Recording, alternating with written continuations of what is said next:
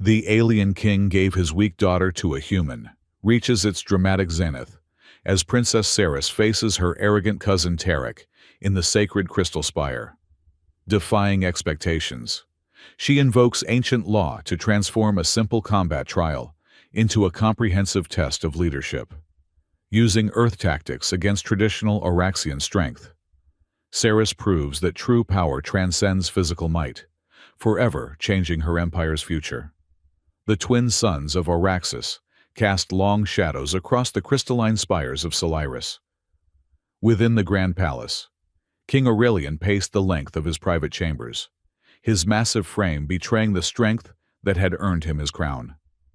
The Auraxian Empire had thrived under his rule for 3 decades, spanning dozens of star systems in the mid-interstellar era. Trade agreements and military alliances had secured their position as a dominant force in this quadrant of the galaxy. But today, the king's usual confidence had abandoned him. He paused at the window, gazing down at the training grounds where the royal guard practiced their combat drills. Their movements were fluid and powerful, each warrior a testament to the Auraxian ideal, strength forged in the crucible of their high-gravity world. "Your Majesty," announced a voice from the doorway. "The council awaits." Aurelian turned, his silver eyes reflecting the artificial light. "Tell them I'll be there shortly." When the attendant had gone, Aurelian's gaze drifted to a holographic image floating beside his desk. A slender, female figure, with delicate features that seemed almost translucent against the backdrop of Solaris's imposing architecture. Princess Ceres, his only child and heir, born with a rare condition that had left her physically frail in a society that prized strength above all else. The council's ultimatum weighed heavily on his mind. Either Ceres proved herself worthy of the throne, or they would support his cousin's claim to succession. The Empire could not afford such division, not with the Varkath growing bolder at their borders. Aurelian squared his shoulders. There was one option he had not yet explored, a desperate measure, but perhaps the only way to secure his daughter's future and the stability of the Empire. "Computer," he commanded, "establish secure connection to Earth diplomatic channel. Authorization Aurelian Prime." A holographic interface materialized before him, displaying the emblem of Earth's Interstellar Relations Department. "Prepare to transmit a royal summons under the terms of the ancient treaty," he continued. "Target, Marcus Hayes." The name felt strange on his tongue. A human name, belonging to a warrior whose reputation had reached even Auraxis. If anyone could transform his daughter into someone the council would respect, it would be the man known for forging Earth's most formidable soldiers. The mountain air bit at Marcus Hayes's exposed face as he split another log with practiced precision. His remote lodge, nestled high in what humans still called the Rocky Mountains, offered the solitude he had sought since retiring from military service 15 years ago. At 53, his body remained hard and lean, weathered by decades of combat and training. He set down the axe and surveyed his property. The morning mist still clung to the pines, obscuring the valley below. This isolation had been his sanctuary, a place where the nightmares of past wars could fade into the background of mundane tasks and wilderness survival. A sudden beep from inside the lodge broke the silence. Marcus frowned. His communication system was set to accept only emergency transmissions, and those were rare. Inside, the holographic projector on his desk had activated, displaying an unfamiliar symbol, a spiral galaxy with a crystalline spear through its center, the royal seal of Auraxis. "What the hell?" he muttered, pressing his palm against the authentication pad. The image shifted to reveal a regal alien figure, towering even in holographic form, adorned with ceremonial armor that accentuated his muscular physique. "Marcus Hayes of Earth," the figure began, his voice deep and resonant despite crossing light years of space. "I am King Aurelian of the Auraxian Empire. I invoke the Treaty of Mutual Aid signed between our worlds in the aftermath of the Centauri conflict." Marcus's jaw tightened. The treaty was rarely mentioned these days, a remnant of a time when humans and Auraxians had fought side by side against a common enemy. It contained provisions for assistance in times of dire need, binding both worlds to honor requests made under specific circumstances. My only heir, Princess Ceres, requires your expertise, Aurelian continued. I have heard tales of your abilities as a trainer of elite forces. I need you to transform her into a warrior worthy of ruling our empire. The king's image flickered slightly. The council threatens rebellion if she cannot prove herself. Our empire stands at a crossroads, and ancient alliances may be our salvation. An envoy will arrive at your coordinates in 3 Earth days with further details. The fate of 2 worlds may depend on your answer. The transmission ended, leaving Marcus staring at empty air, his planned day of solitude shattered by the weight of interstellar politics. "Goddamn politics," he muttered, reaching for the bottle of whiskey he kept for rare occasions. This, he decided, qualified as one. Princess Ceres stood before the mirror in her chambers, examining her reflection with a critical eye. Her silver skin, characteristic of Auraxian nobility, seemed almost translucent in places, revealing the delicate network of veins beneath. At 22 standard years, she should have been at the peak of physical development, but her body remained slight, her muscles unable to develop the density typical of her species despite years of prescribed regimens. She adjusted the ceremonial armor that had been modified to fit her frame, lighter than traditional Auraxian battle gear, yet still uncomfortably heavy. The council meeting had gone exactly as she'd expected. Thinly veiled contempt, masked as concern for the Empire's future. A knock at her door interrupted her thoughts. "Enter," she called, straightening her posture instinctively. Her father's imposing figure filled the doorway. Even among Auraxians, King Aurelian was exceptional in stature and strength. The contrast between them had never felt more pronounced. "Father," she acknowledged with a formal bow. "Ceres." His voice softened as he closed the door behind him. "We need to talk." She braced herself for another lecture on royal responsibility, another attempt to push her toward treatments that had already failed countless times. Instead, he said, "I've made arrangements for you to train off-world." Ceres blinked in surprise. "Off-world? Where?" "Earth."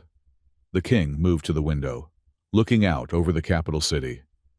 "I've invoked the ancient treaty to secure the services of a human trainer named Marcus Hayes." A human. The word came out sharper than she intended. Humans were respected for their resilience and adaptability, but they were physically inferior to Auraxians by every objective measure. What could a human possibly teach me that our own masters cannot? "Perhaps a new perspective," Aurelian replied, turning back to face her. "Their planet's gravity is higher than ours. Their soldiers train differently, and this particular human has a reputation for accomplishing the impossible." Ceres felt a flicker of hope, quickly suppressed by years of disappointment. "The council will never accept this. They'll see it as further proof of my inadequacy." "The council doesn't need to know the details," her father said, his expression hardening. "They will be told you're undertaking specialized training at one of our military outposts. By the time you return, the results will speak for themselves." She wanted to protest further, but the determination in her father's eyes stopped her. This wasn't just another attempt to fix her. This was a last resort. "When do I leave?" she asked quietly. "Tomorrow. The diplomatic vessel Solaris will transport you with minimal crew. Pack only essentials. I'm told this trainer lives simply." Ceres nodded, her mind racing with questions and fears she dared not voice.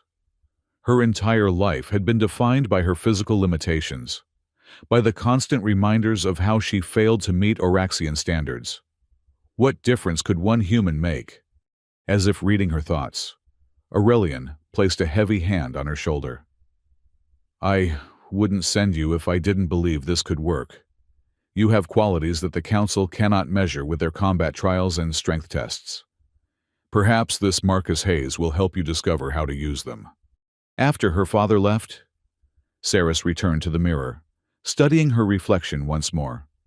Tomorrow, she would leave everything familiar behind: her home, her routines, the predictable disdain of the council.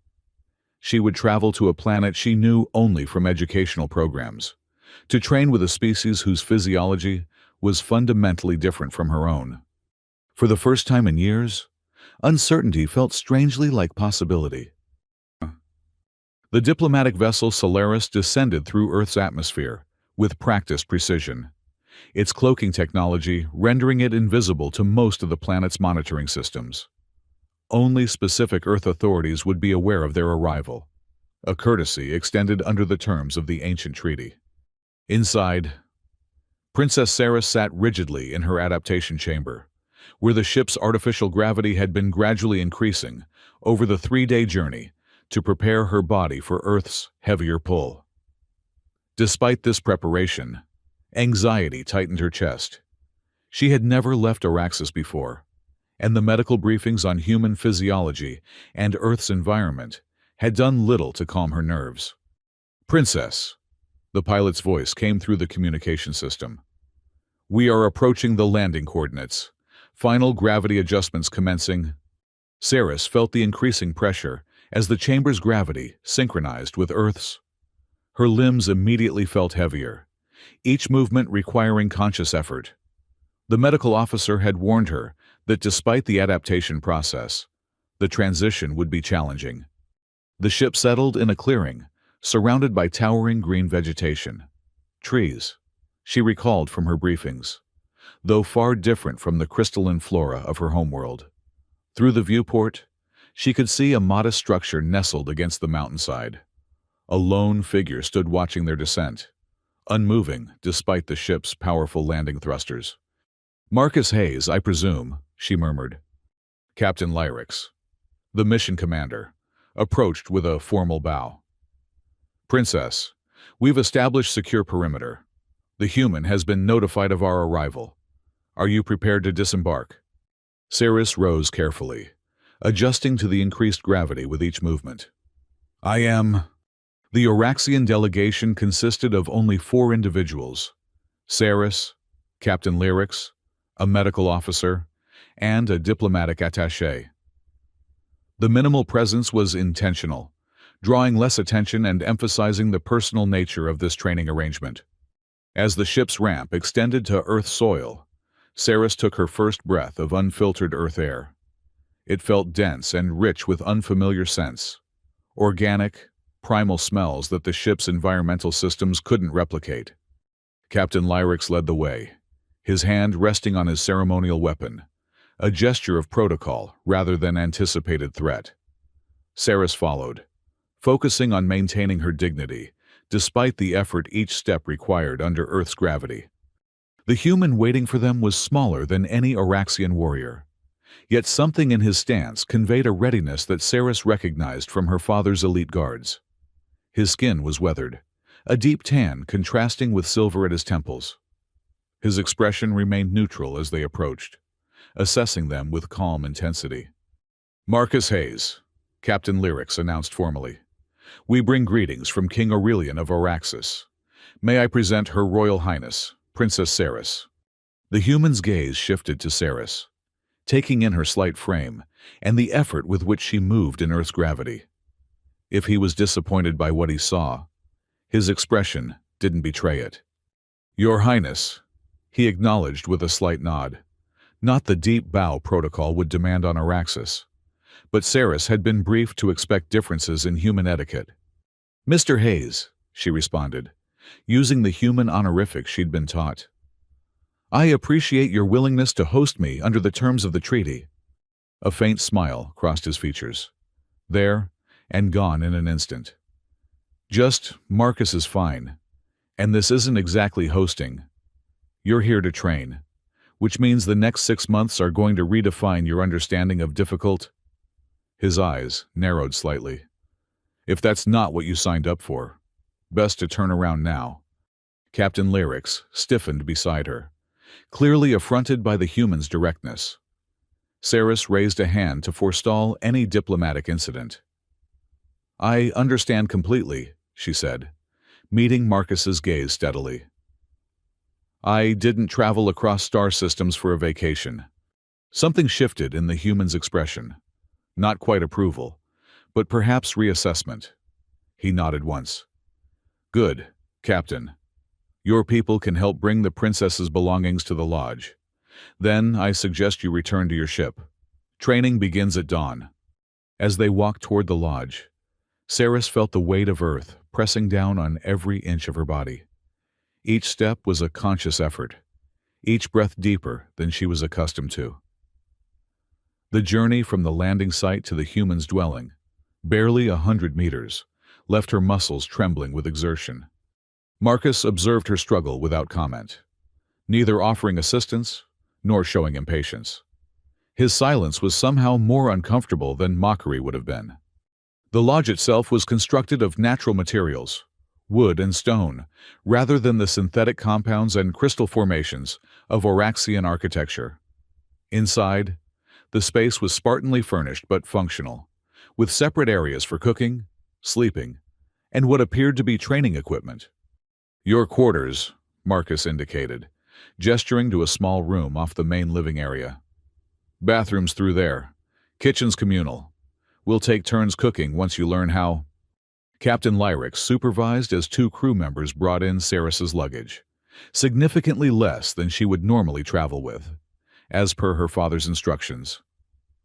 "Princess," he said formally, "with your permission, we will return to the ship, per protocol. We'll maintain orbit for 3 days before returning to Araxis.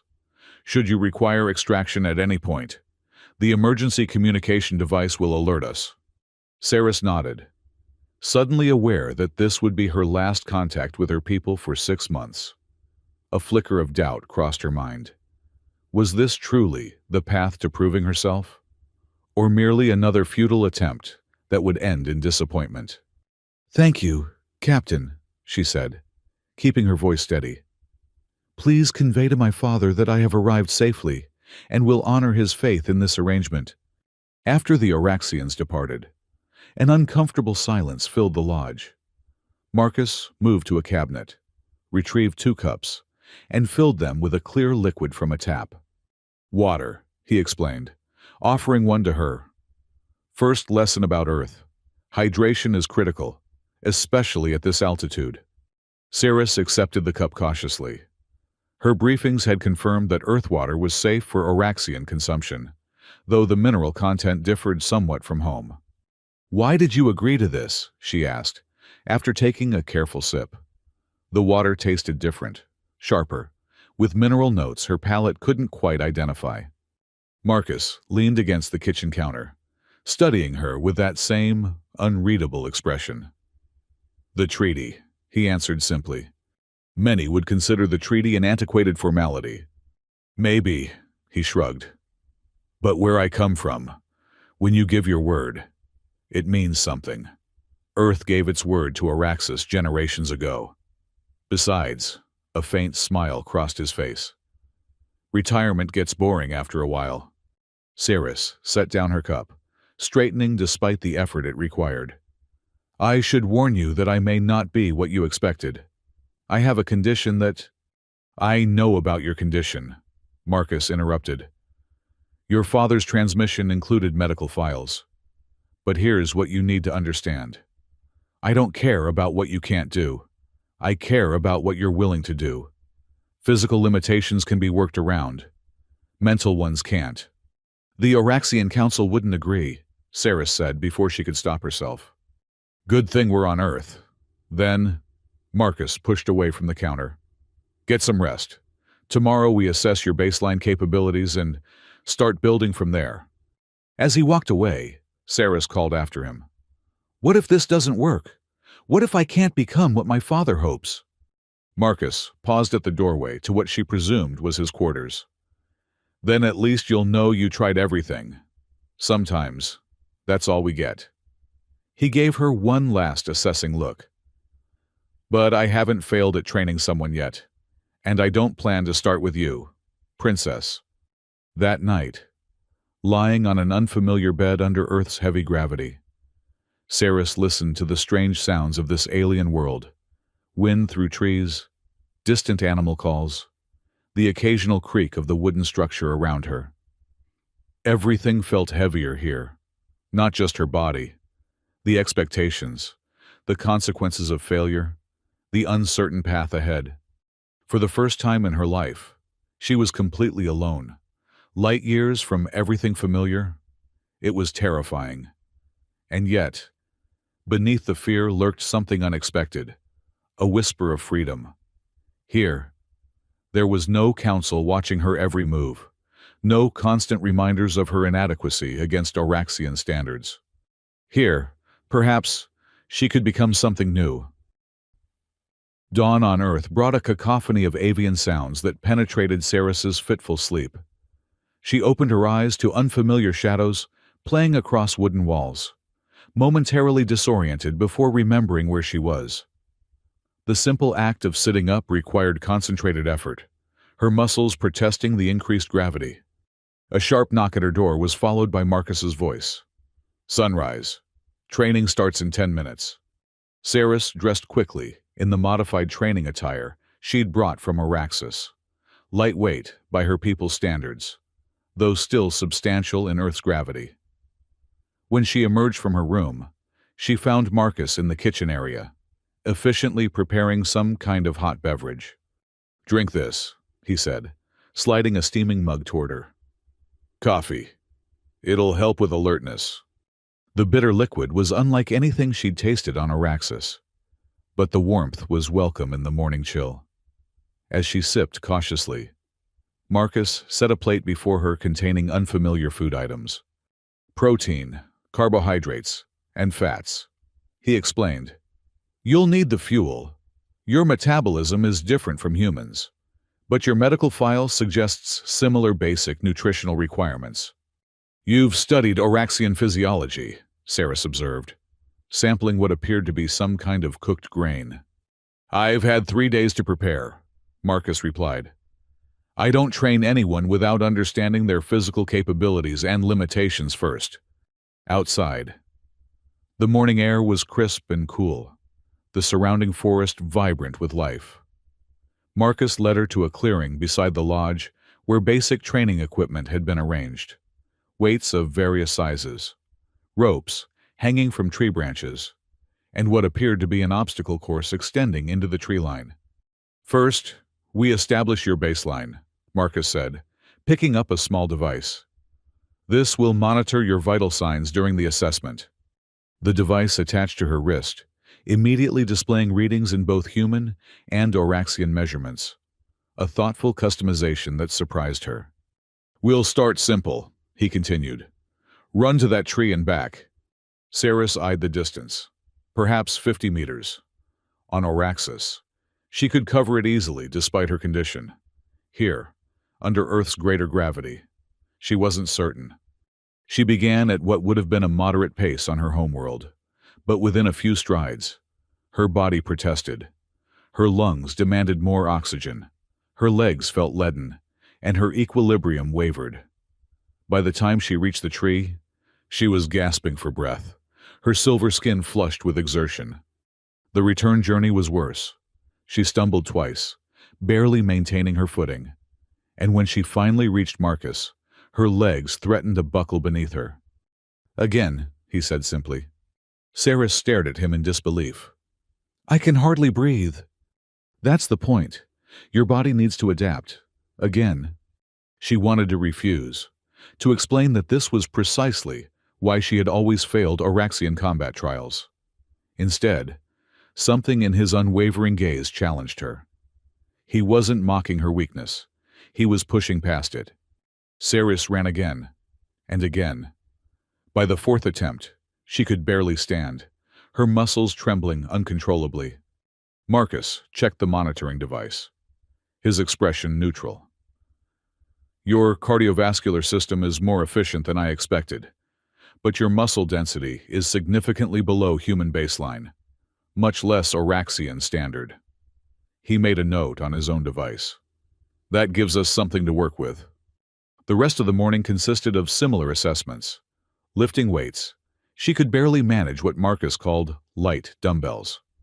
Climbing ropes? Impossible in her current state. Testing flexibility, one area where she exceeded human norms. And balance, compromised by the unfamiliar gravity. By midday, Saris lay on the ground, every fiber of her being in revolt. She had never pushed herself to such complete exhaustion before.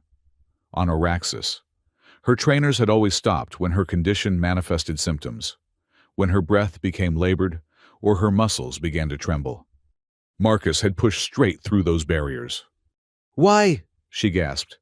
"Aren't you disappointed?" He crouched beside her, offering water. "Why would I be?" "Because I'm pathetic by any warrior standard. I couldn't even complete your basic assessment." Marcus's expression remained impassive. "You completed exactly what I expected you to complete. No more. No less. This isn't about meeting some arbitrary standard. It's about establishing where you're starting from." He helped her to a sitting position, his grip firm, but not painful. "Listen carefully, Princess. I don't care about Araxian warrior standards. I care about results. On Earth, we have a saying. It's not about how hard you can hit. It's about how hard you can get hit and keep moving forward." Saris took a long drink of water, considering his words. "So what happens now?" "Now, we eat. Then we start the real work." He stood, extending a hand. "Can you walk, or do I need to carry you?" Pride made her answer. "I can walk." It wasn't entirely true. Each step back to the lodge was agony, but she refused to show it.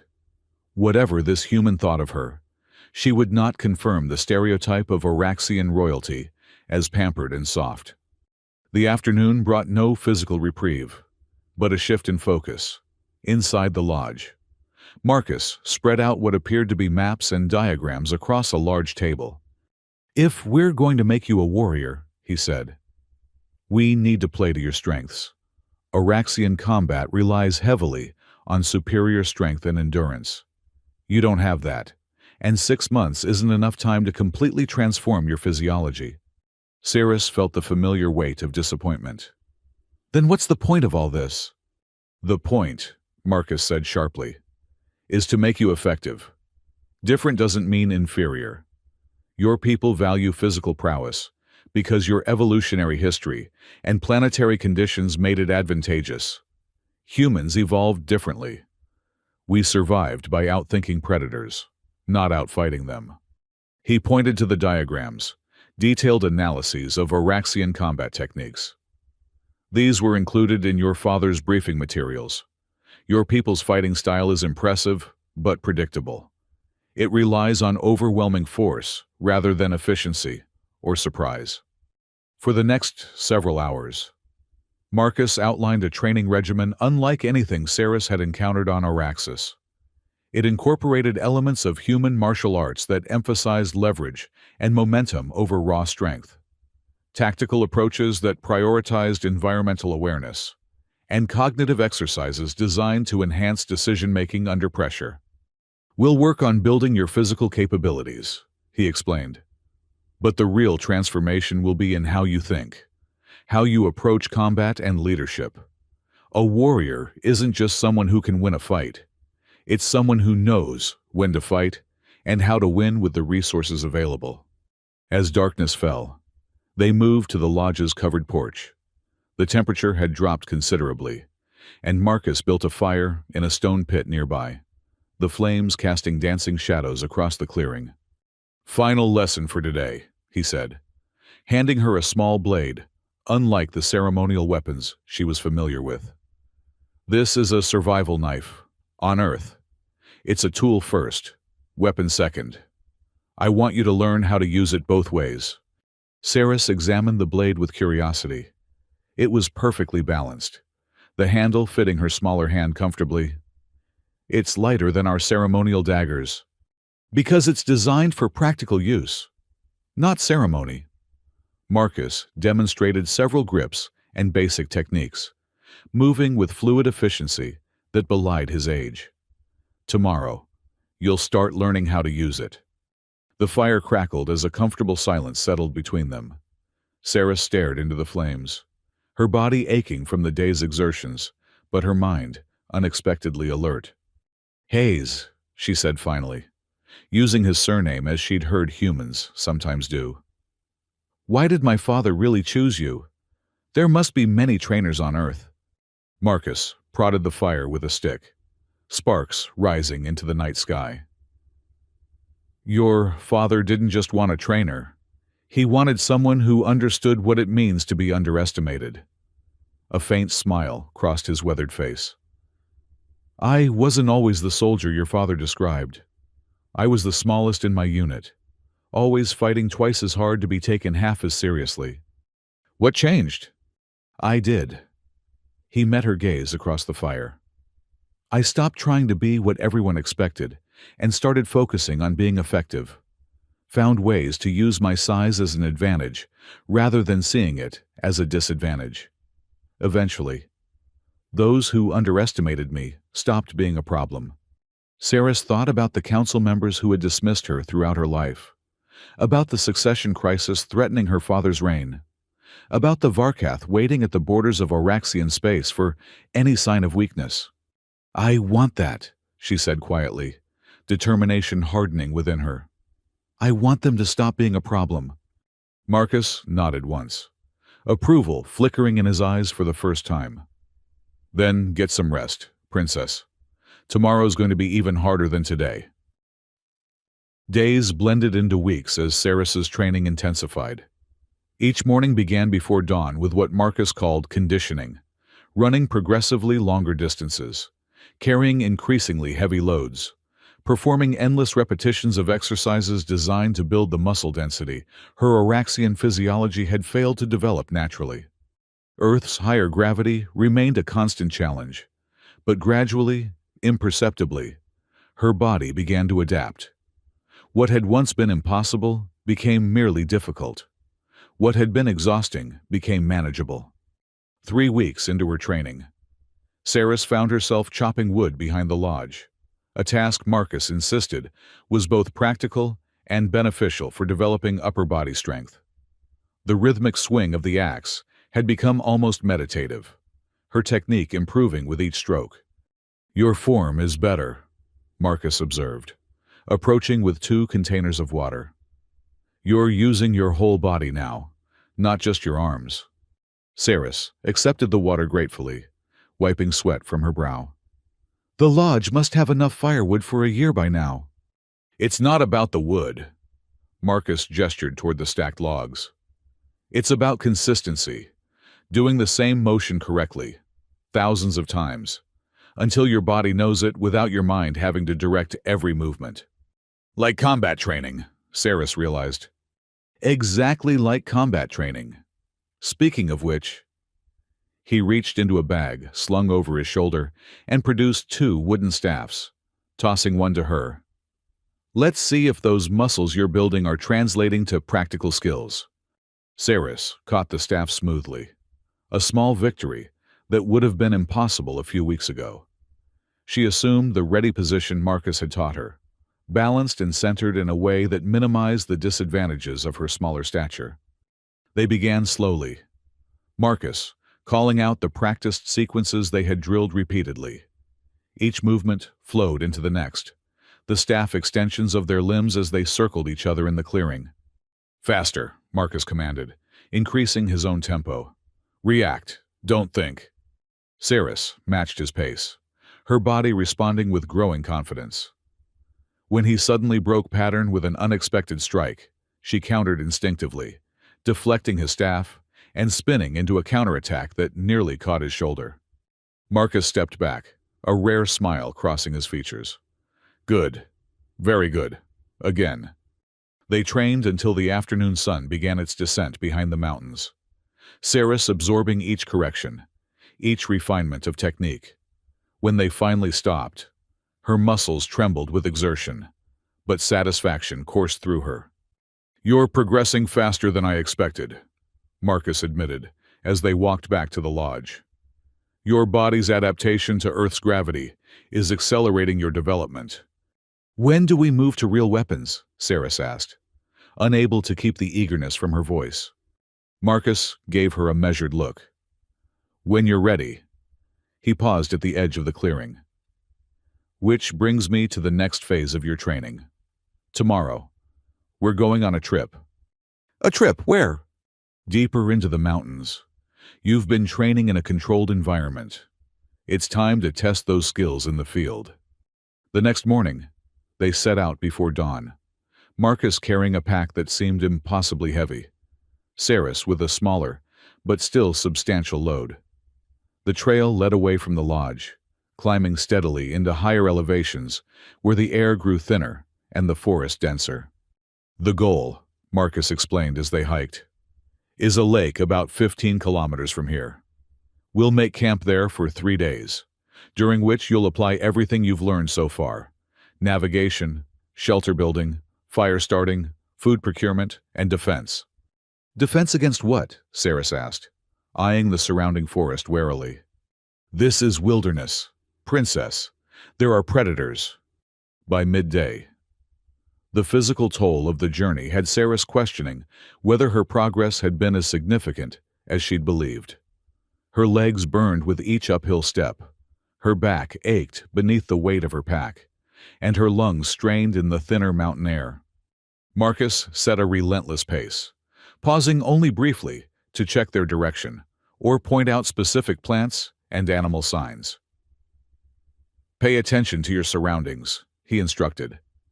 The environment can be your greatest ally or your worst enemy. When they stopped for a brief rest, Saris collapsed onto a fallen log, muscles quivering. I thought I was getting stronger, she admitted between labored breaths. You are, Marcus assured her. But strength isn't just about what you can do when you're fresh. It's about what you can do when you're exhausted. He studied her critically. On Araxis, would you ever be expected to fight at full strength? The question made her pause. No, she realized. In any real combat situation, I'd likely be tired, possibly injured.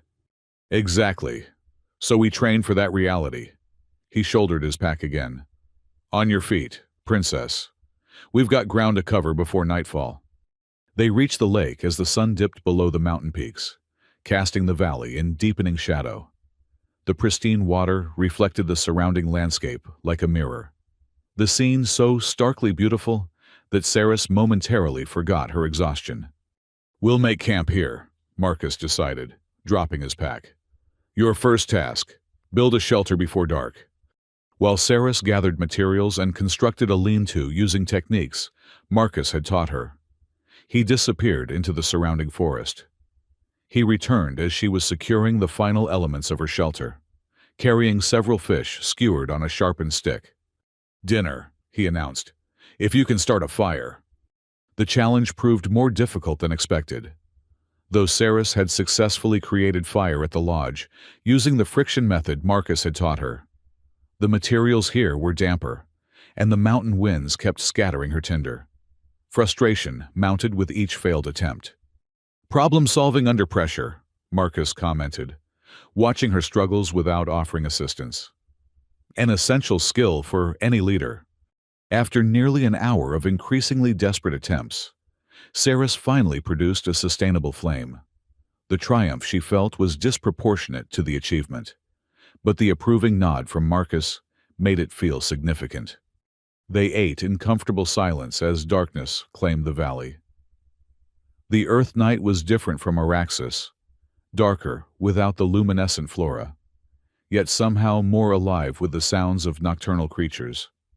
Tomorrow, Marcus said as they finished their meal, we begin survival challenges. Some will test your physical capabilities, others your mental acuity. All will push you beyond what you think you can handle. Why? Saris asked, the question emerging before she could reconsider it. Why push beyond limits? Isn't knowing one's limitations part of tactical wisdom? Marcus stared into the fire for a long moment. There's a difference between recognizing real limitations and accepting perceived ones. His voice took on a reflective quality she hadn't heard before. Most of what we call limitations are really just boundaries we've been taught, or that we've taught ourselves. Push past them, and you discover they were illusions. The next 3 days proved his point with brutal clarity. Each challenge he set seemed impossible at first glance. Retrieving supplies he'd hidden atop nearly vertical rock faces, navigating back to camp blindfolded, using only sound and touch, surviving a simulated ambush in the middle of the night. With each seemingly impossible task completed, Saris felt something shifting within her, not just physically, though her body continued to adapt and strengthen, but mentally. The boundaries of what she believed possible were expanding, sometimes painfully, but undeniably. On their final evening by the lake, a sudden storm swept across the mountains. Rain lashed their camp, wind threatening to collapse their shelters. Lightning split the sky, followed by thunder that echoed through the valley like Araxian war drums. Huddled beneath her reinforced lean-to, Saris found herself strangely exhilarated rather than frightened. The raw power of Earth's weather was both terrifying and magnificent. A crashing sound nearby caught her attention. Through the curtain of rain, she could see that a tree had fallen across Marcus's shelter. Without hesitation, she plunged into the storm, calling his name. The collapsed structure showed no signs of movement. Heart pounding, Saris began tearing away branches and debris. The weeks of training had given her strength she'd never possessed before, allowing her to lift sections of the fallen tree that would have been impossible upon her arrival. She found Marcus pinned beneath a heavy branch, conscious but unable to free himself. Blood trickled from a gash on his forehead, mixing with the rain. "Leverage," he grunted when he saw her. "You can't lift it. Use leverage." Even in this situation, he was teaching her. Saris quickly assessed the fallen tree, identifying a point where a properly placed fulcrum would maximize her effort. Using a sturdy branch as a lever, she positioned it carefully and pushed with all her strength. The weight shifted just enough for Marcus to drag himself free. Together, they staggered back to her shelter, drenched and battered but alive. As Saris cleaned and bandaged his wound, using the first aid skills he'd insisted she learn, Marcus watched her with an unreadable expression. "You could have waited until the storm passed," he said finally. "It would have been safer." "That wasn't an option," Saris replied simply, securing the bandage. "Why not?" She met his gaze steadily. "Because you might not have survived that long. And because," she hesitated, then continued with newfound certainty, "because warriors don't leave their people behind." Something shifted in Marcus's expression. Respect, perhaps, or recognition. "No," he agreed quietly. "They don't." The storm raged through the night, but Saris slept soundly, undisturbed by the thunder or the cramped conditions of sharing her shelter. When dawn broke, revealing a landscape transformed by the storm's fury, she emerged to find Marcus already awake, brewing the herbal tea he'd taught her to make from local plants. "Change of plans," he announced, handing her a steaming cup. "We're taking a different route back. Last night's storm will have made our original path impassable." The alternative route proved more challenging and considerably longer. What should have been a day's journey stretched into 2 as they navigated fallen trees, swollen streams, and mudslides that had altered the very geography of the mountainside. By the time the lodge came into view, Saris was operating on sheer determination. Every muscle screamed for rest. Her feet were blistered despite the specialized footwear Marcus had provided, and hunger gnawed at her core. Yet when Marcus asked, "How are you holding up?" her answer came without hesitation. "I could go further if needed." It wasn't bravado. It was a simple statement of newly discovered truth. She could endure more than she had ever imagined possible. The realization was both humbling and empowering. That night, after they had cleaned up and eaten, Marcus brought out a bottle of amber liquid and 2 small glasses. "Whiskey," he explained, pouring a finger's width into each glass. An Earth tradition after surviving something challenging together. Saris accepted the glass cautiously, sniffing the potent aroma. Is this a test too? A rare smile crossed Marcus's face. Not everything is a test, Princess. Sometimes it's just acknowledgement. They touched glasses in the human custom he'd taught her, and Saris took a careful sip. The liquid burned a path down her throat, warming her from within. The storm, Marcus said after a moment. You didn't hesitate. When you saw my shelter collapse, you acted immediately. Should I have done something different? Saris asked, uncertain where this conversation was leading. No. Marcus swirled the liquid in his glass contemplatively. You did exactly right. But I want you to understand why that matters. Leadership isn't about being the strongest or the most skilled. It's about instinct, knowing when to act, when to wait, when to push, when to yield. He set his glass down, his expression serious. What you did was instinctive leadership. You assessed the situation, made a decision, and executed it effectively, all while under extreme stress. That can't be taught. It can only be revealed. Saris considered his words, turning the glass between her fingers. On Auraxis, leadership is measured by combat prowess. The strongest leads. Its tradition dating back to our earliest history. And how's that working out for your people? Marcus asked, his tone neutral, but his gaze penetrating. Does the strongest always make the wisest decisions? The question would have seemed impertinent weeks ago. Now, it struck Saris as fundamental. No, she admitted, not always. But the Council clings to tradition because it's comfortable, not because it's effective. Marcus leaned forward. Your father didn't send you here just to get stronger, Princess. He sent you here to learn a different way. The realization settled over Saris like the weight of Earth's gravity, initially overwhelming, then gradually accepted as a new normal. So what happens now? Now, Marcus said, refilling their glasses. We enter the next phase of your training. You've built a foundation. It's time to build the warrior on top of it. The following months transformed Saris in ways that transcended physical development. Though her body continued to strengthen, muscle defining her once fragile frame, endurance extending beyond what she'd believed possible, the most profound changes occurred in her approach to combat and leadership. Marcus introduced weapons training with methodical precision, starting with the knife he'd given her that first day.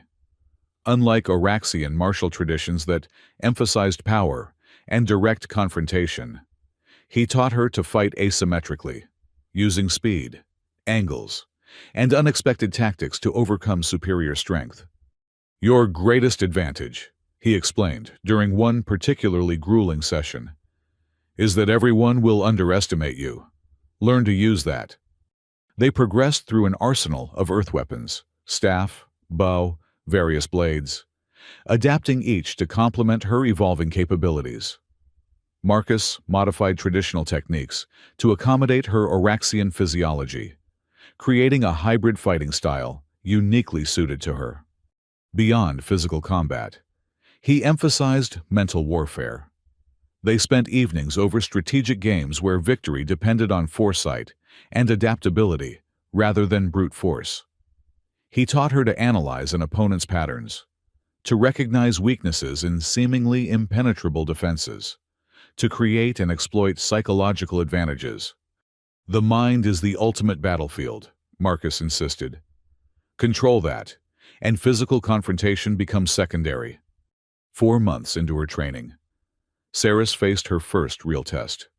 They were 3 days into a wilderness expedition, longer and more remote than their previous outings, when Marcus froze suddenly, raising a hand for silence. We're being stalked, he whispered, eyes scanning the surrounding forest. Mountain lion. It's been following us since dawn. Saris felt her pulse quicken. But the panic she might once have experienced was replaced by focused alertness. Options, she asked quietly. automatically assessing their position and available resources. 2. Marcus replied. Retreat to more open ground where it's less likely to attack, or confront it directly. The first seems wiser. Marcus shook his head slightly. It would, except we're in its territory. Retreat signals weakness. This predator is persistent. It will keep following, waiting for vulnerability. Understanding dawned. Like the Varkath at our borders, Saris murmured. Always testing, always watching for signs of weakness. Exactly. Marcus's approval was evident despite the tension of the moment. So what's your plan, Princess? Saris considered their options with the tactical framework he'd been teaching her. We need to demonstrate that we're not prey, without unnecessarily risking confrontation, she decided. Change the predator-prey dynamic. And how would you do that? Become the hunter, instead of the hunted. Saris removed her pack carefully, retrieving the bow and arrows they'd brought for hunting game. We track it instead of letting it track us. Force it to retreat or confront us on our terms. Marcus nodded once. Lead the way.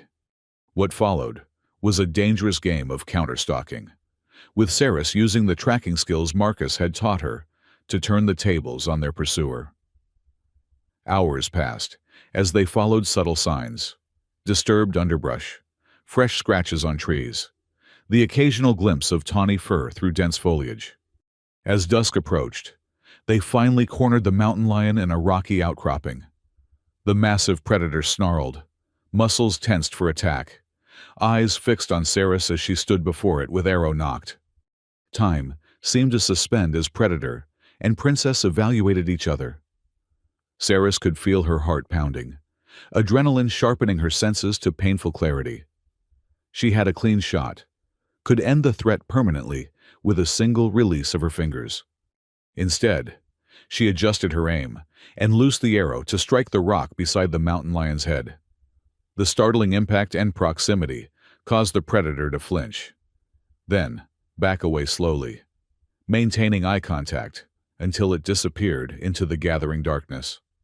Why didn't you take the kill shot? Marcus asked, as they made camp later, his tone curious rather than critical.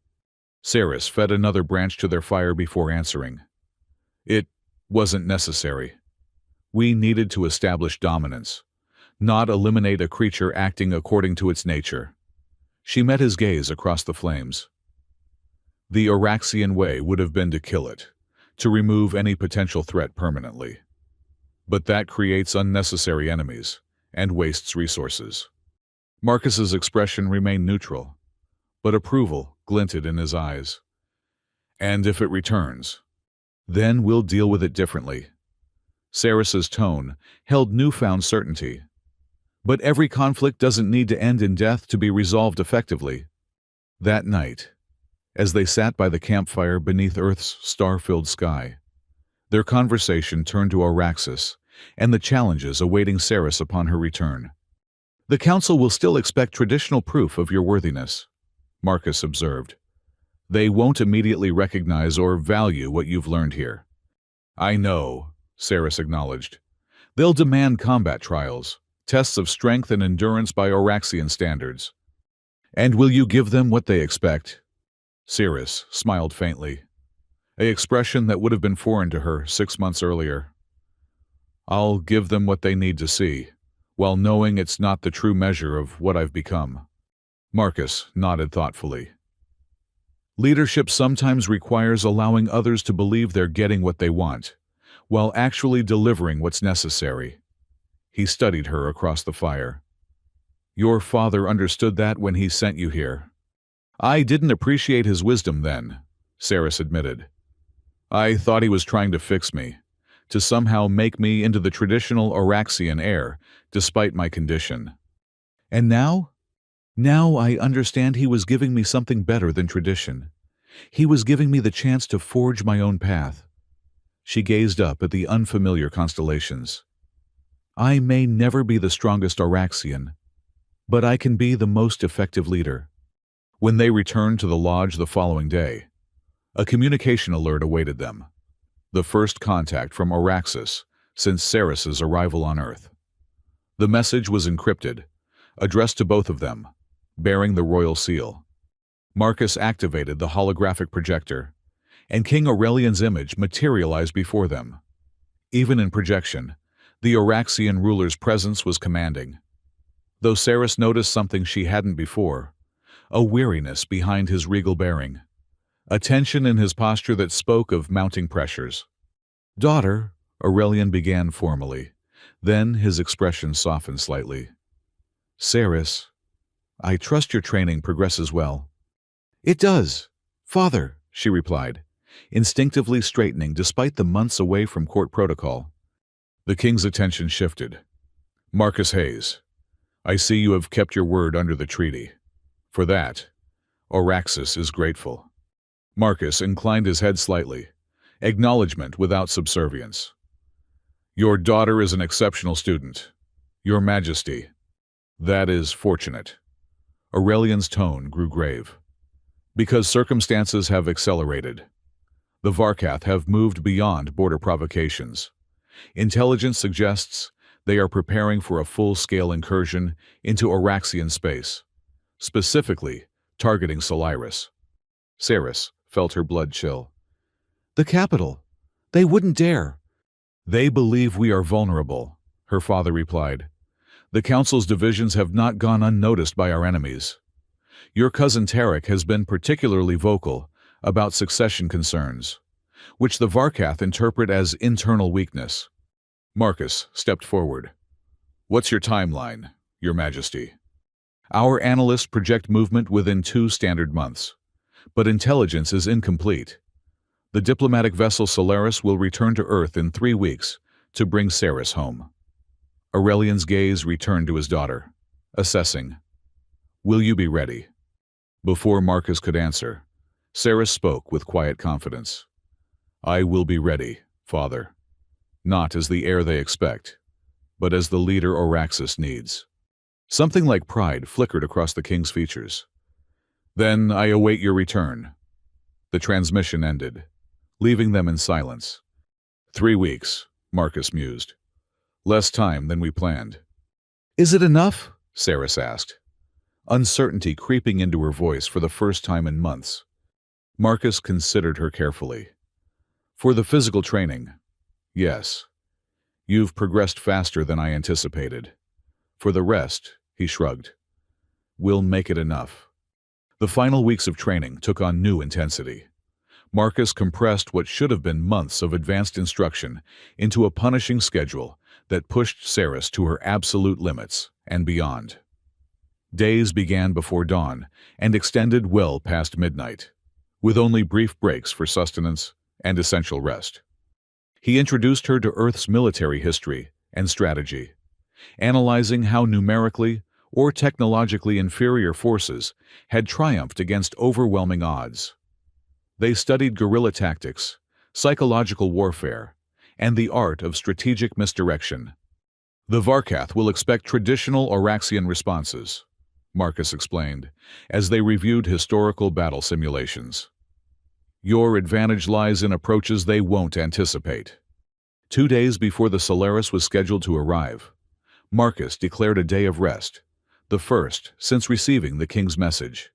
Instead of training, they hiked to a mountain vista overlooking the valley, carrying supplies for a final meal together.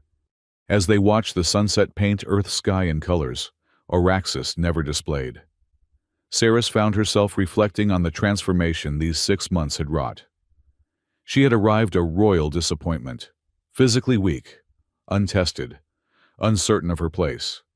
She would return something entirely new, neither fully Auraxian in approach nor human, but a synthesis of both worlds' strengths. "I've been thinking about your return," Marcus said, interrupting her thoughts. "The Council will demand immediate proof of your worthiness." "The combat trials," Ceres nodded. "I've been preparing mentally for them. They'll design those trials to test traditional Auraxian strengths, raw power, endurance in your gravity, direct confrontation, areas where, despite your progress, you remain at a disadvantage." Ceres smiled faintly. You've taught me never to fight on terms that favor my opponent. Exactly. Marcus produced a small device from his pocket. Which is why I've prepared this. The device projected a detailed holographic model of what Ceres recognized as the Crystal Spire, Solaris's most sacred location and traditional site of royal combat trials. I've studied the architectural and cultural records your father provided, Marcus explained, manipulating the projection to highlight specific features. The spire wasn't just built for ceremonial purposes. It's designed to channel and amplify Oraxis's natural energy fields. That's why combat there is considered the purest test of Oraxian prowess. But those same energy fields could be utilized differently, Ceres realized, her mind racing ahead. If one understood their properties beyond tradition. Precisely. Marcus's approval was evident as he expanded the holographic display to show detailed schematics. These are unconventional applications of the spire's unique properties, based on the physics principles we've discussed. Study them carefully. They may provide alternatives to direct confrontation. They spent the evening reviewing the information, Marcus answering questions and elaborating on tactical applications until the mountain air grew too cold for comfort. As they descended back to the lodge under starlight, Ceres broke the companionable silence. I never thanked you properly. Marcus glanced at her, eyebrow raised. For what? For seeing possibility where others saw only limitation. For pushing me beyond what I believed I could endure. For, she hesitated, unaccustomed to expressing such sentiments. For treating me as a warrior in training, rather than a broken princess. You did the work, Marcus replied simply. I just provided the framework. Nevertheless, Ceres insisted, you've given me more than combat skills. You've shown me a different way to lead, to think, to exist. That transcends our treaty obligations. Marcus was silent for several paces before responding. In my experience, Princess, the most meaningful teachings flow both ways. You've reminded me that strength takes many forms, and that isolation is its own kind of weakness. A rare smile crossed his weathered features. Perhaps we've trained each other. The Solaris arrived precisely on schedule, descending through Earth's atmosphere with the same precision that had marked its departure 6 months earlier. This time, however, Ceres waited for it with vastly different feelings, not anxiety or doubt, but a centered calmness that came from hard-won confidence. Captain Lyrics emerged from the vessel with a formal bow that faltered slightly as he registered the changes in the princess's appearance and bearing. Where a pale, fragile royal had departed, a transformed figure now stood, still slender by Oraxian standards, but visibly stronger.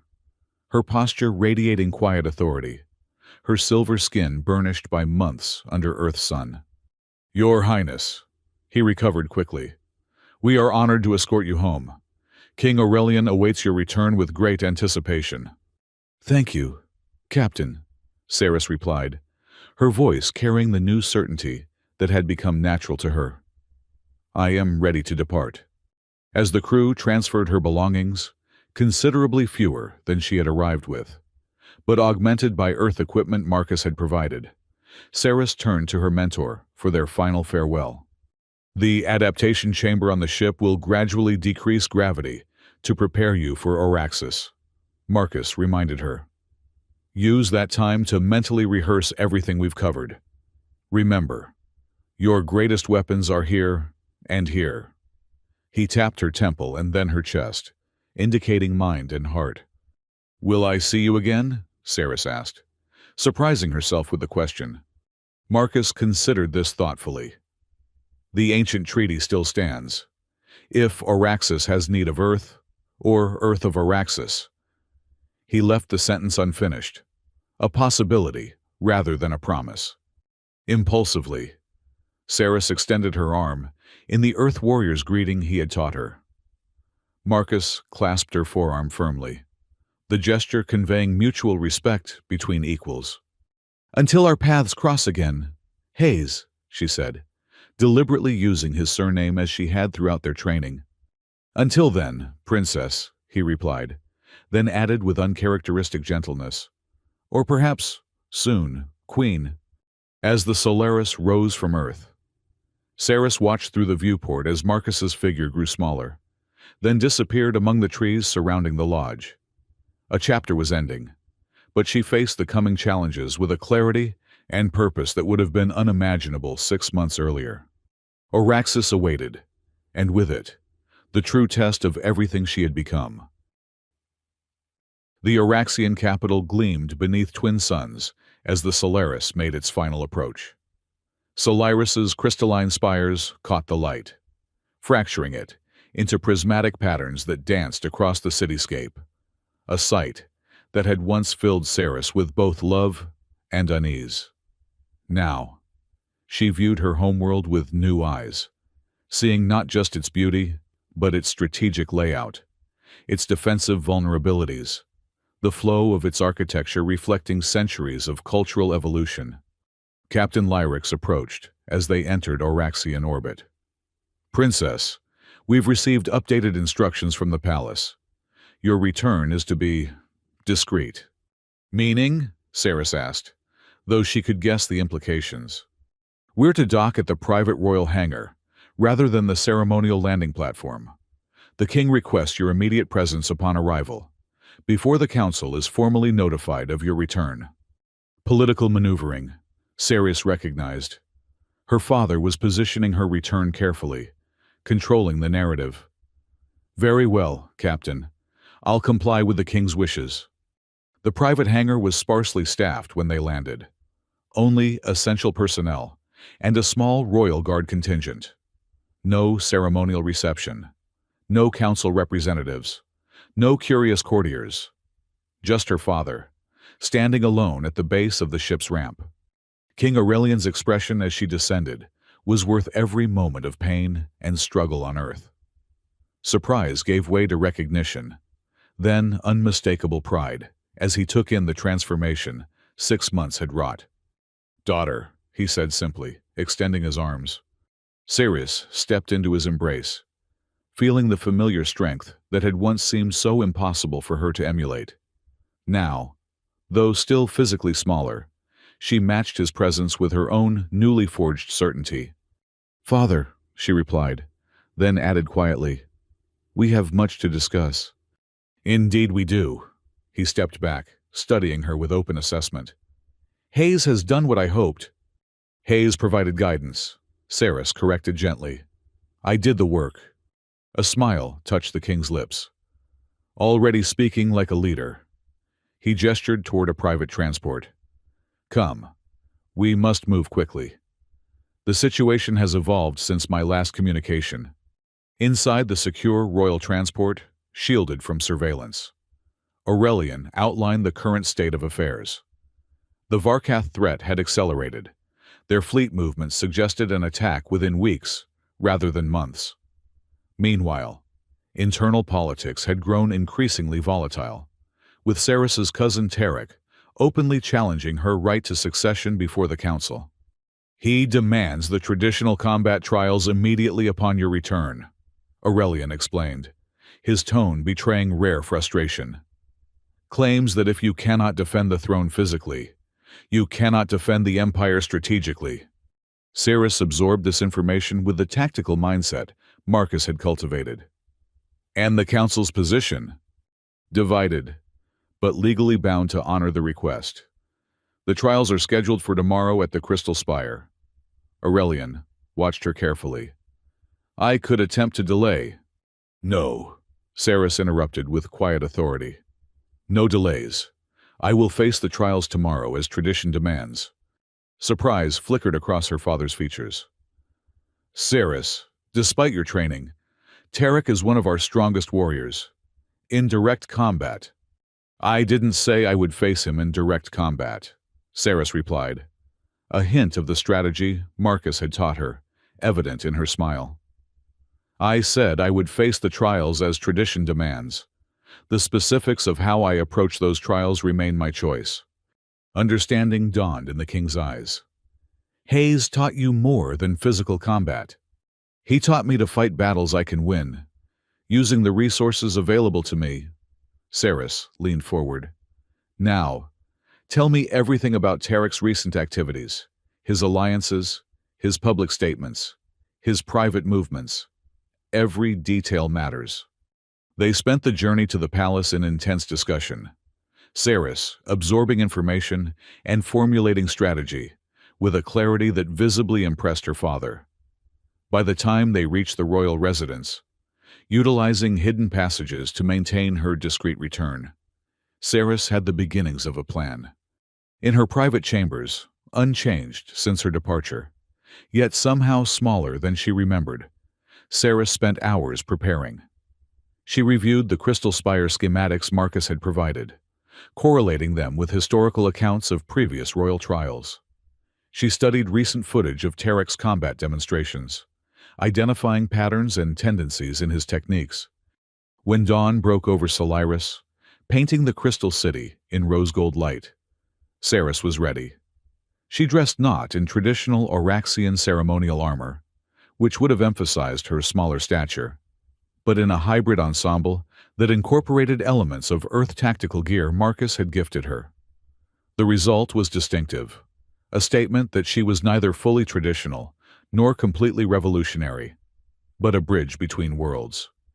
King Aurelian met her in the private antechamber, adjacent to the spire's ceremonial entrance. "The council has assembled," he informed her. Tarek arrived early, accompanied by his supporters. They're confident of the outcome. "Good," Saris replied with unexpected serenity. "Overconfidence creates exploitable vulnerabilities." Her father studied her with newfound respect. "You've changed far more than I anticipated.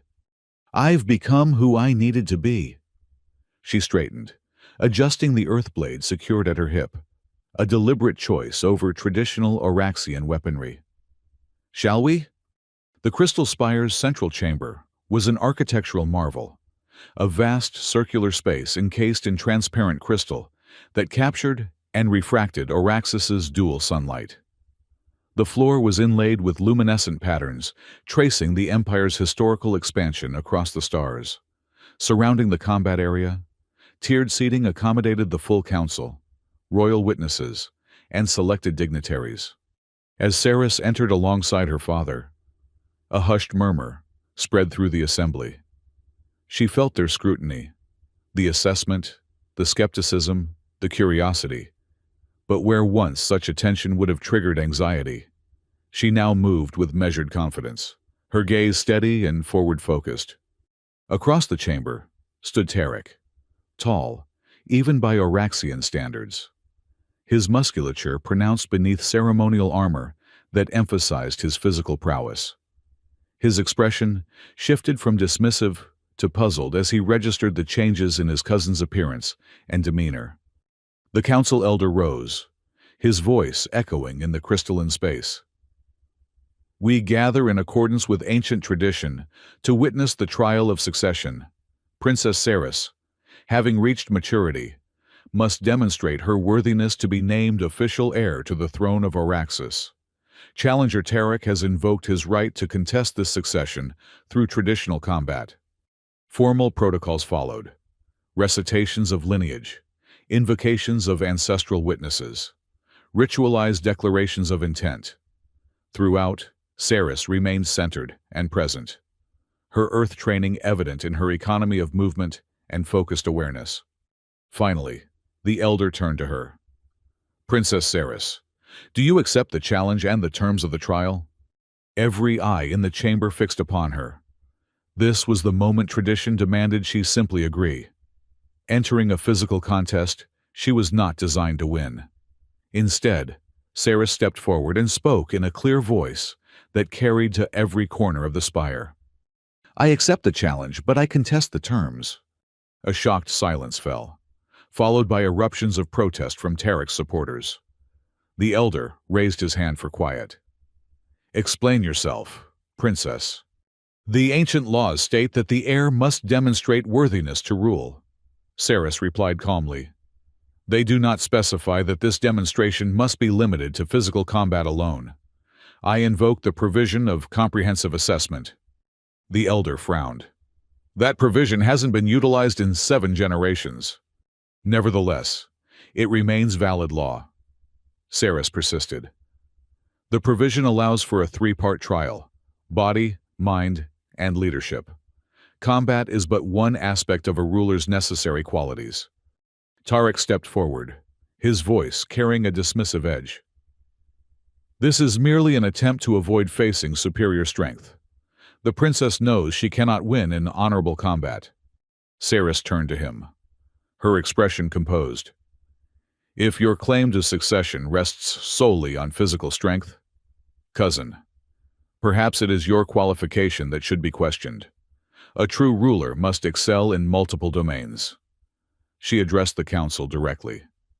I do not seek to avoid combat. I merely propose that we honor the complete spirit of our laws, testing all aspects of leadership. Murmurs spread through the assembly, some supportive, others outraged, but all engaged. King Aurelian remained silent, though the faint smile at the corners of his mouth betrayed his approval of this unexpected strategy. After hurried consultation among the elders, the chief elder stepped forward. The princess's invocation is legally sound. The provision of comprehensive assessment will be honored. He raised his voice to address the full assembly. The trial will proceed in 3 parts: a test of physical capability, a test of strategic mind, and a test of leadership quality. Each contestant will have equal opportunity to demonstrate their worthiness. Tarek's face darkened with barely controlled anger. I accept these terms, though they unnecessarily complicate what should be a straightforward demonstration of warrior strength. He turned to Saris with narrowed eyes. Choose the order of trials, princess, though it will not change the outcome. Saris inclined her head slightly. We will begin with combat, proceed to strategy, and conclude with leadership. Let all 3 aspects of rulership be witnessed in proper sequence. The combat area was cleared as attendants brought forth the traditional weapons of Araxian ritual combat. Crystalline spears, designed to channel the natural energy fields that permeated the spire. Saris accepted hers with proper ceremony, feeling its resonance with the chamber around them. Tarek took position opposite her, confidence evident in his stance. He clearly expected a swift victory, despite her altered appearance. What he could not know was how thoroughly Marcus had prepared her for precisely this moment. The elder struck the ceremonial gong, and the combat began. Tarek moved immediately into aggressive attack, launching forward with speed and power that would have overwhelmed Saris before her earth training. Now, she recognized his pattern instantly, standard Araxian offensive sequence, relying on superior strength to dominate from the first exchange. Rather than meet his charge directly, Saris pivoted.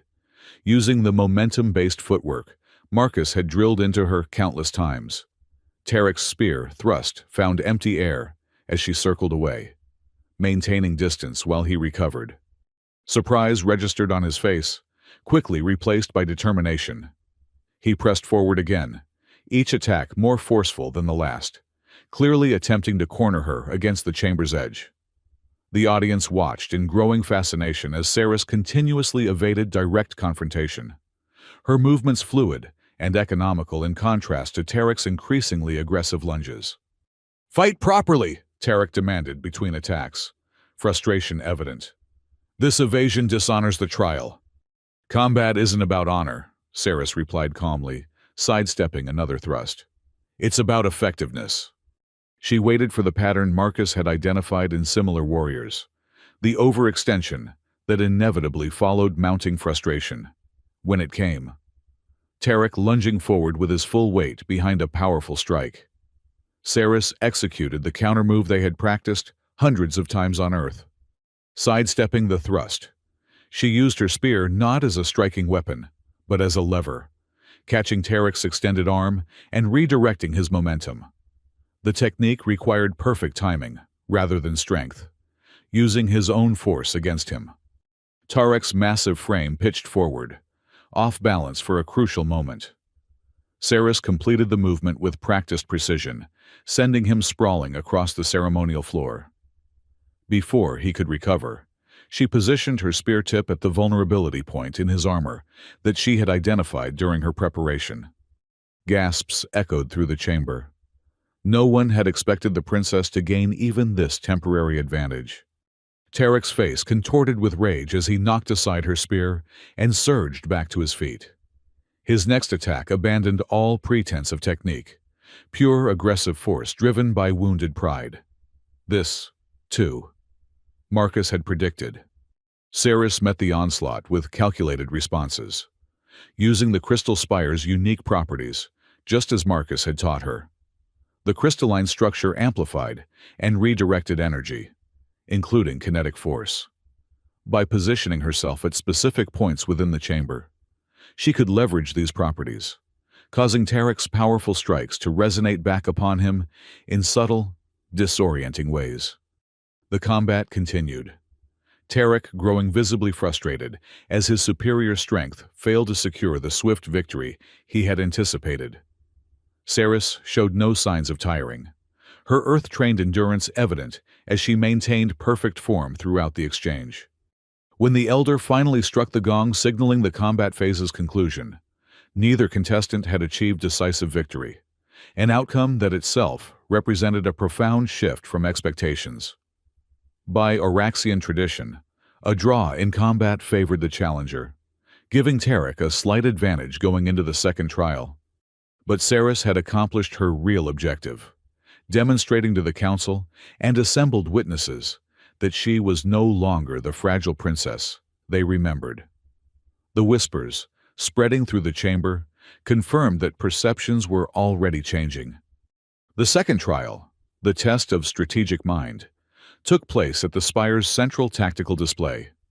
Here, contestants would demonstrate their capacity for military and political strategy through a simulated crisis scenario. The Elder activated the holographic interface, revealing a complex strategic situation, an unfolding Varkath attack on multiple Auraxian border systems, with limited defensive resources available and competing priorities to balance.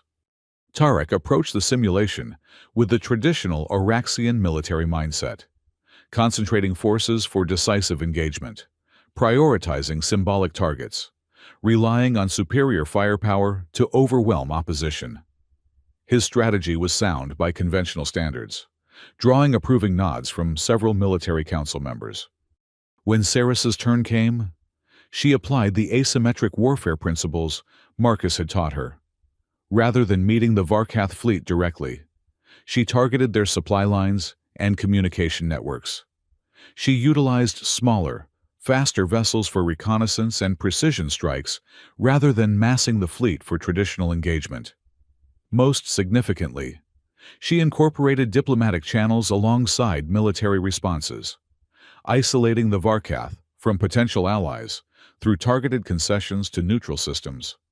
This approach sacrifices direct defense of our territory. One Elder objected. Auraxian honor demands we meet threats head-on. Auraxian survival demands we use our resources effectively. Saris countered. Honor serves no one if the Empire falls. This strategy preserves our strength while undermining our enemy's ability to sustain conflict. The simulation ran both scenarios to conclusion.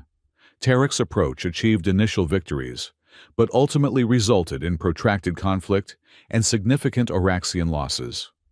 Saris's strategy showed slower initial progress, but culminated in Varkath withdrawal with minimal Auraxian casualties and resource expenditure.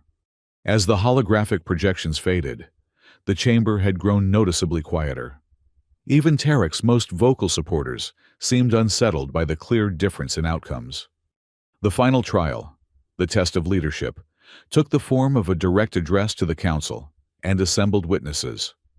Each contestant would present their vision for Auraxis's future and demonstrate their capacity to inspire and unite the Empire's diverse systems. Tarek spoke first, his voice powerful as he invoked traditional Auraxian values: strength, honor, conquest. He promised military expansion, resource acquisition, and the subjugation of rival systems. His vision was rooted in Araxis's historical approach to galactic relations, dominance through superior force. When Ceres took the central position, she felt a moment of perfect clarity. Everything, her condition, her struggles, her time on Earth with Marcus, the transformative journey of the past 6 months, had led to this moment. "Esteemed council, noble witnesses," she began, her voice carrying with a quiet authority that commanded attention. "We stand at a crossroads in Araxian history. Before us lie two paths, one familiar, one untraveled." She paused, making eye contact with key council members before continuing. "The familiar path, strength through dominance, has served us well in past eras. But the galaxy evolves, and leadership must evolve with it." Ceres moved deliberately around the chamber, her movements economical and purposeful, another subtle demonstration of her transformation. The Araxian Empire wasn't built solely through combat prowess, despite what our simplified histories suggest. It was built through strategic alliances, technological innovation, and adaptive governance.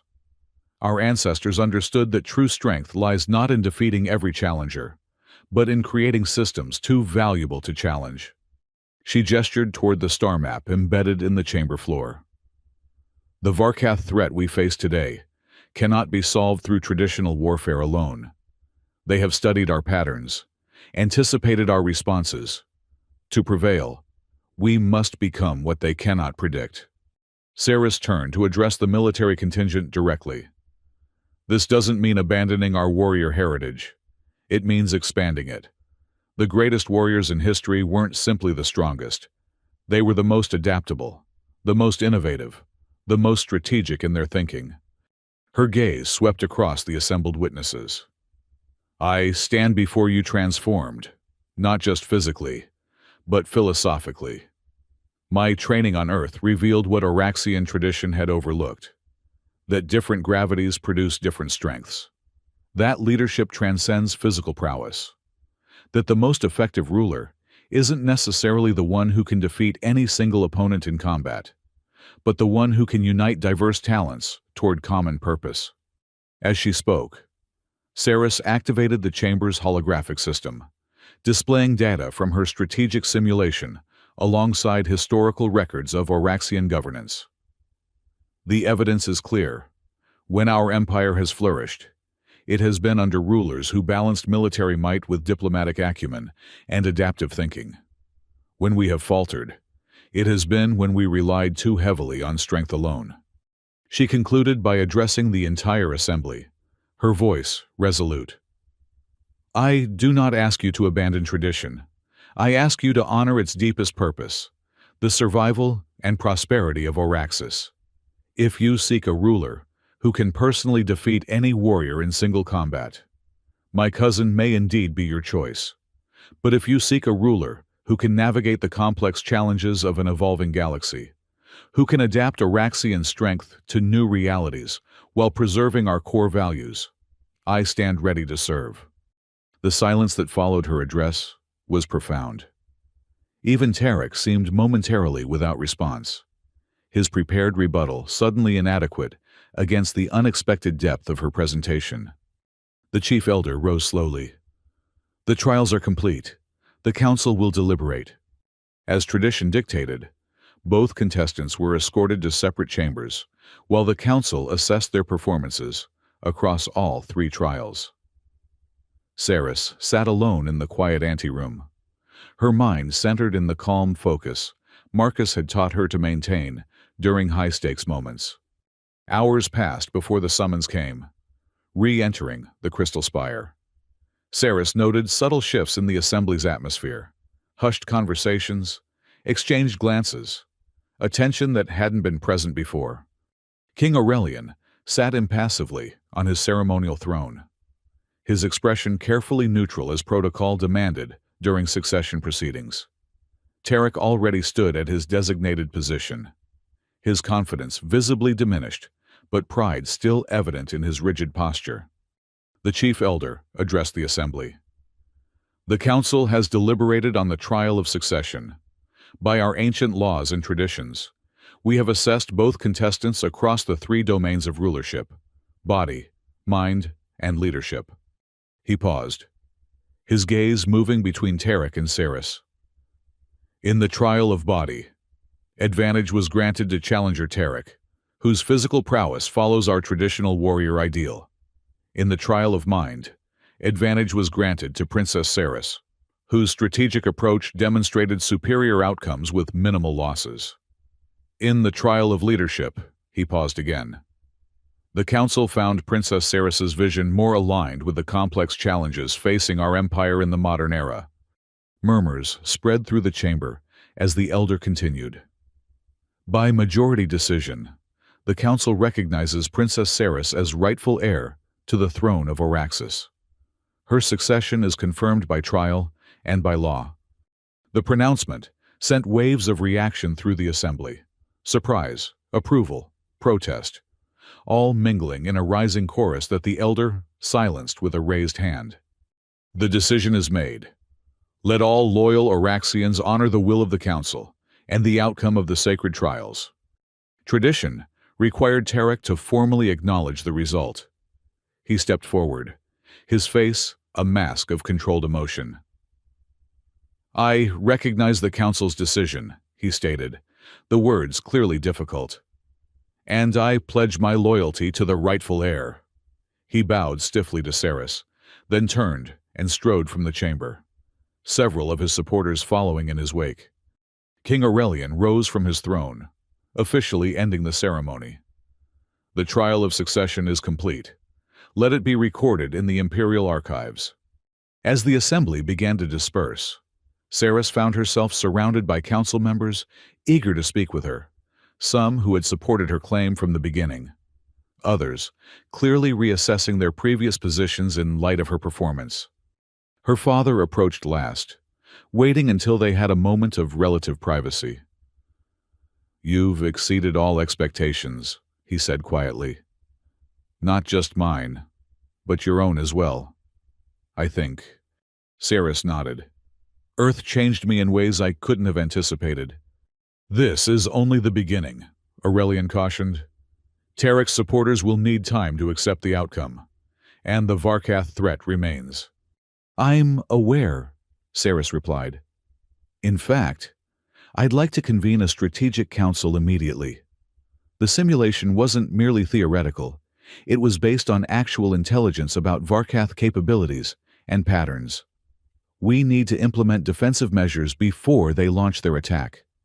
Aurelian studied her with newfound respect. You truly are ready for this. Not alone, Saris acknowledged. No leader succeeds alone. That's perhaps the most important lesson Hayes taught me. The following days transformed the royal palace into a center of unprecedented activity. Saris established a new strategic command structure, integrating traditional military leadership with specialists in domains previously considered secondary: intelligence analysis, diplomatic corps, technological development, and economic warfare. Word of her success in the trials spread throughout the empire, though reactions varied widely. Traditional military factions remained skeptical, while systems that had long felt marginalized by Araxian warrior culture responded with cautious optimism to her inclusive approach. 10 days after the trials, as Saris was reviewing defense preparations with her newly formed council, an urgent alert sounded throughout the palace. The Varkath fleet had begun its advance toward Araxian space, earlier than intelligence had predicted. They're moving now because they've learned of the succession outcome, the intelligence chief explained. They hope to attack during a period of internal division. Saris absorbed this information calmly. Then they've already made their first mistake. Deploy according to the strategy we've established. Priority to communication disruption and supply line interdiction. The command center transformed into a hub of coordinated activity as Saris's prepared orders went into effect. Instead of massing the fleet for traditional engagement, as the Varkath would expect, smaller, faster vessels deployed to predetermined positions, targeting communication relays and supply vessels rather than warships. Unconventional, observed one of the traditional military commanders, watching the tactical display with mixed emotions. The Varkath will interpret this as weakness initially. Let them, Saris replied. Perception can be weaponized. The initial phase unfolded exactly as her strategy had projected. The Varkath, encountering minimal direct resistance, pressed forward aggressively, extending their supply lines and communication networks in the process, exactly as she had anticipated. 3 days into the conflict, with the Varkath fleet approaching the outer defense perimeter of the Solaris system itself, Saris implemented the next phase of her strategy. Precisely targeted strikes severed key nodes in the Varkath communication network, while specially equipped vessels deployed countermeasures that disabled their navigation systems. Simultaneously, diplomatic channels that had been quietly established with systems nominally allied with the Varkath activated, offering favorable trade terms in exchange for neutrality. Several of these systems, seeing the unexpected effectiveness of Oraxian tactics, quickly accepted these terms, further isolating the Varkath force. By the 5th day, the Varkath advance had stalled, their supply lines compromised, their communications disrupted, and their expected allies wavering. They faced a decision point that Saris had precisely engineered: retreat with minimal losses, or press forward against increasingly unfavorable odds. In the Royal Command Center, Saris stood before the tactical display, watching as the Varkath fleet began a series of maneuvers indicating preparation for a major push toward Solaris. They're committing to a final assault, the defense minister announced, concentrating all remaining forces for a direct attack on the capital. Saris nodded, unsurprised. Pride drives them now, not strategy. This is their most vulnerable moment. She activated the communication system. All vessels, implement Phase 3. Priority targets as designated. Crystal Spire Defense Protocol is now active. The final phase of her strategy unveiled capabilities the Oraxian military had developed in secret during the days following her succession trial. Utilizing principles similar to those that governed the Crystal Spire itself, specialized vessels generated energy fields that disrupted the Varkath weapon systems, while enhancing Oraxian defensive capabilities. The battle that followed was decisive, but not prolonged. The Varkath, unable to penetrate the unexpected defenses, and with their own systems compromised, suffered significant losses before their commander finally ordered retreat. As the remnants of the Varkath fleet withdrew from Oraxian space, the command center erupted in celebration. Victory had been achieved with minimal Oraxian casualties, the capital secured, and the Empire's strength demonstrated in a manner that would resonate throughout the sector. Saris accepted congratulations with quiet dignity, acknowledging each contributor to the successful defense. When the initial celebrations subsided, she addressed the assembled leadership. Today's victory doesn't belong to any individual, but to Araxis itself. We've demonstrated that our strength lies not just in our warrior tradition, but in our capacity to evolve and adapt. She surveyed the diverse group that had implemented her strategy. This is the future of our empire: unity of purpose across different domains of expertise, traditional strength enhanced by innovative approaches. In the days that followed, even Tarek and his supporters could not deny the effectiveness of Saris's leadership. The decisive defense of Solaris with minimal losses stood in stark contrast to previous conflicts where Araxian might had prevailed only through costly attrition. 2 weeks after the Varkath retreat, King Aurelian summoned Saris to his private chambers. She found him standing before the great window overlooking the Crystal Spire, its faceted surface gleaming in the dual sunlight. "The Council has sent a formal petition," he said without preamble. "They request that I accelerate the succession timeline." Saris moved to stand beside him, studying his profile. "And your response?" "That depends on you." Aurelian turned to face her fully. "Are you ready to rule, daughter? Not just to defend, but to lead our people into an uncertain future? Saris considered the question with the thoughtful deliberation Marcus had instilled in her. 6 months ago, I would have said no. Today, I understand that readiness isn't about having all the answers.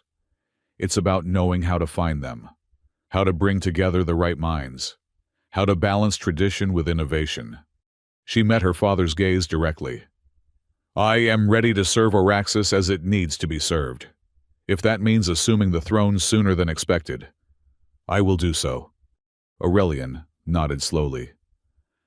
Then I will inform the council that the transition will begin. A rare smile softened his features. I must admit, sending you to Earth was a desperate gamble. I hoped Hayes could help you find some measure of strength, some way to satisfy the council's demands. I never imagined he would help forge a ruler potentially greater than I could ever be. He would say I forged myself, Saris replied, smiling faintly. He merely provided the hammer and the anvil. Speaking of Earth, Aurelian said, the diplomatic corps has prepared a formal message of gratitude to be transmitted to Hayes. I thought you might want to review it before it's sent. Saris considered this for a moment.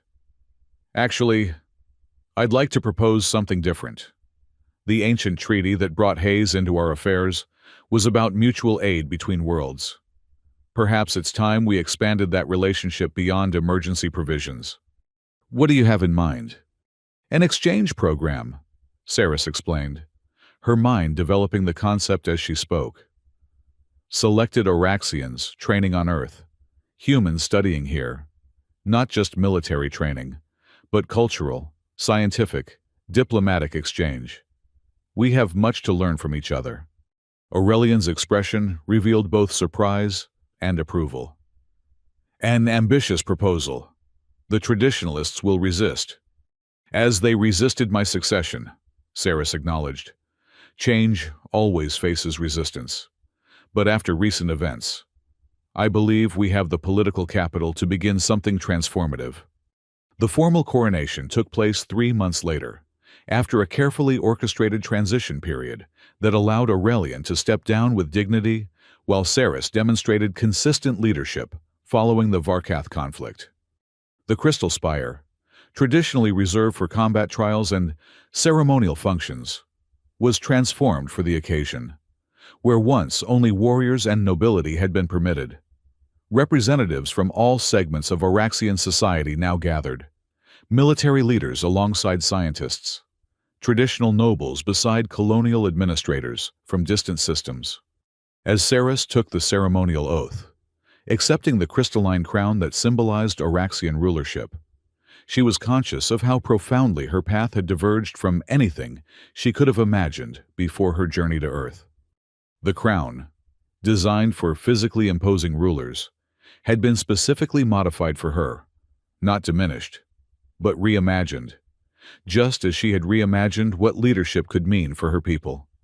I, Saris, daughter of Aurelian, accept the responsibility of rulership, she proclaimed in the traditional formula. May my strength preserve Araxis, my wisdom guide it, and my vision elevate it among the stars. Then, breaking with strict tradition but honoring its deeper purpose, she added, and may we find new strengths beyond those our ancestors knew, new wisdom in unexpected places, new visions that honor our past while embracing our future. The celebration that followed brought together elements of traditional Araxian ceremony with innovations that reflected Saris's inclusive approach. The royal combat demonstration, typically a showcase of brute strength, instead featured integrated teams demonstrating how different capabilities could complement each other in coordinated action. As night fell over Solaris, the newly crowned Queen Saris stood alone atop the Crystal Spire, gazing out at the empire she now led. The city below glittered with celebration lights, while above, the stars represented countless worlds, some allied, some neutral, some potentially hostile, all part of the complex galactic community her decisions would now influence. She thought of Marcus Hayes, light years away on Earth, probably splitting wood or training some new recruit in his remote mountain lodge. She wondered if news of her coronation had reached him yet, if he took any particular pride in how thoroughly his student had applied his lessons. "Your Majesty," a voice interrupted her thoughts. One of her new advisors, a young scientist whose innovative defense proposals had contributed significantly to the Varkath victory. "The Earth delegation has arrived." Saris turned, surprised. "Earth delegation? I wasn't aware we had formalized the exchange program already." "A special envoy, approved by the Council yesterday. Apparently, they were quite impressed by your proposal." Curiosity piqued. Saris followed her advisor down to the diplomatic reception area. There, standing with perfect military posture despite the lower Araxian gravity, was a familiar figure, weathered face, Earth tactical gear, and the faintest hint of a smile. "Hayes," she breathed, momentarily forgetting royal protocol in her surprise. Marcus Hayes executed a formal bow that somehow managed to convey respect without subservience. "Your Majesty, Earth sends its congratulations on your coronation."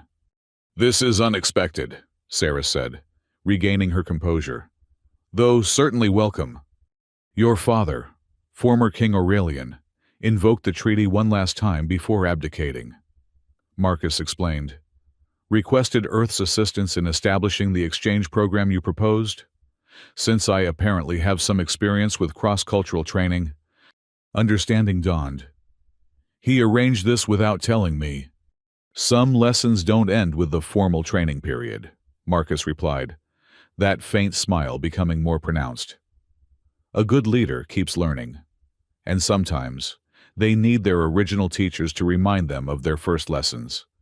Saris felt a surge of genuine happiness, a rare emotion in the whirlwind of responsibility she'd navigated since returning from Earth. "How long will you stay?" "That depends on your Majesty's needs. The treaty provisions are open-ended when it comes to mutual benefit." "In that case," Saris said, making a decision that felt entirely right, "I believe Araxis would benefit greatly from establishing a permanent training academy that incorporates Earth combat philosophy with our traditional approaches. Such an academy would, of course, require leadership from someone familiar with both worlds." Marcus raised an eyebrow. "That sounds suspiciously like a long-term assignment, Your Majesty." "It is," Saris confirmed. "Unless you're eager to return to splitting wood in isolation." "I've found isolation somewhat less appealing lately," Marcus admitted. "Perhaps because a certain student demonstrated the value of broader engagement." Later that evening, as the coronation celebrations continued throughout Solaris, Queen Saris and her former mentor stood on a palace balcony overlooking the crystal spire. The structure glowed with internal light, its faceted surface reflecting the twin moons of Araxis. "The Council has formally approved the exchange program," Saris informed him. "We'll begin with military personnel, then expand to scientific and diplomatic corps. Earth has already indicated willingness to receive our first delegation within the month." Marcus nodded approvingly. "Bridges between worlds. Much better than emergency treaties invoked in times of crisis." "I've been thinking about what you taught me," Saris said after a moment of comfortable silence. "Not just the combat techniques or survival skills, but the underlying philosophy. The idea that strength takes many forms, that adaptation often trumps tradition, that leadership means finding the right approach for each challenge rather than forcing every problem into familiar patterns. And I believe that philosophy may be exactly what Araxis needs as we face an evolving galaxy." She turned to him, her expression earnest. "You helped transform one princess. Now I'm asking you to help transform an empire's approach to its place in the stars." Marcus considered this, his weathered features thoughtful in the moonlight. "That's a considerably larger challenge than our original arrangement." "True," Saris acknowledged. "But I seem to recall someone telling me that the most worthwhile challenges are rarely the easiest ones." A genuine smile crossed his face. "Using my own words against me, You really did learn the art of tactical advantage. Their laughter mingled in the night air. The alien queen and her human mentor, representatives of worlds that had moved from alliance of necessity to partnership of choice. Below them, Solaris continued its celebrations, while above, the stars offered countless possibilities for the new path Oraxis would forge under Queen Ceres's leadership. In the coming years, that partnership would expand beyond anything either of them could have predicted that night. The training academy Marcus established became a center for innovation that transformed Oraxian military doctrine. The exchange program grew to encompass dozens of disciplines, creating networks of cooperation that strengthened both worlds. Tarek, initially resistant to Ceres's rule, eventually became one of her most valued commanders. His traditional strength complemented by new tactical approaches that made him more effective than he'd ever been under old doctrines. The Varkath, having experienced the consequences of underestimating the new Oraxian approach, sought diplomatic resolution rather than renewed conflict. And Queen Ceres, once dismissed as too weak to rule, became known throughout the sector as the monarch who had reinvented what strength meant for an interstellar empire. The frail princess had indeed become a fierce warrior, not by abandoning her nature, but by transforming the very definition of what a warrior could be. On particularly clear nights, when royal duties permitted, she would still climb to the summit of the crystal spire alone, gazing at the stars and remembering those first painful runs through Earth's forest. Those moments of breakthrough when limitation became possibility. Those fireside conversations that had reshaped her understanding of leadership.